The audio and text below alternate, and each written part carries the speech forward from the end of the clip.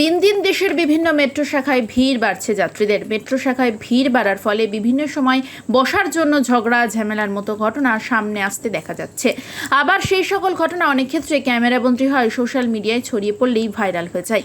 ঠিক সেই রকমই এবার একটি ঘটনার ভিডিও সোশ্যাল মিডিয়ায় ভাইরাল হয়েছে। ভাইরাল হওয়া এই ভিডিওতে দেখা যাচ্ছে একটি মেট্রোতে ঠাসাঠাসিভাবে যাত্রীরা যাচ্ছেন। ভিড় এতটাই যে যাত্রীদের দাঁড়িয়ে থাকতেও কষ্ট হচ্ছে, আবার যারা বসে রয়েছেন তাদেরও খুব কষ্ট করে বসে থাকতে দেখা যাচ্ছে।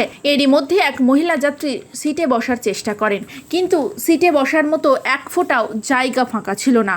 তাকে রীতিমতো ঝগড়া করতে দেখা যায়। সেই কারণে দেখা যায় ওই মহিলা মেট্রো যাত্রী বসে থাকা যাত্রীদের সঙ্গে কিছুক্ষণ তর্ক বিতর্ক করার পর এক পুরুষ যাত্রীর কোলে জোর করে বসে পড়েন। ঘটনার বেগতিক দেখে পাশে থাকা আরেকজন পুরুষ যাত্রী সরে পালান। তবে ওই মহিলা যাত্রী একটু অন্যরকম মানসিকতা নিয়েই ওই পুরুষ যাত্রীর কোলে ঠেসে ঠেসে বসে পড়েন।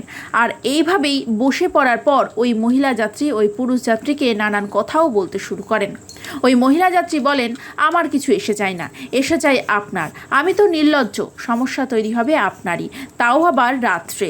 ওই মহিলার এমন ব্যবহার দেখে অন্য একজন যাত্রী তাকে বলতে যান, আপনি ভুল করছেন। কিন্তু ওই মহিলা নিজের গো ধরে বসে থেকে ওই ব্যক্তিকে ওই মহিলার উত্তরে জানান তিনি কোনো রকম অন্যায় বা ভুল করেননি, তিনি সবসময় নিয়ম মেনেই চলেন। তবে সেই সব যাই হোক, এই ঘটনার ভিডিও এখন সোশ্যাল মিডিয়ায় রীতিমতো ঝড় তুলেছে। বিশেষ করে ওই মহিলার উত্তর রাতের বেলায় বুঝতে পারবেন কে ঘিরে, কেননা এর মাধ্যমে তিনি কি বোঝাতে চেয়েছেন সেইটা সোশ্যাল মিডিয়ায় নাগরিকদের মধ্যে প্রশ্ন তুলছে। এখন প্রশ্ন হলো, এই ভিডিও কোথায় ঘটলো? সোশ্যাল মিডিয়ায় ভাইরাল হওয়া এই ভিডিও থেকে জানা যাচ্ছে ঘটনাটি ঘটেছে দিল্লি মেট্রোতে।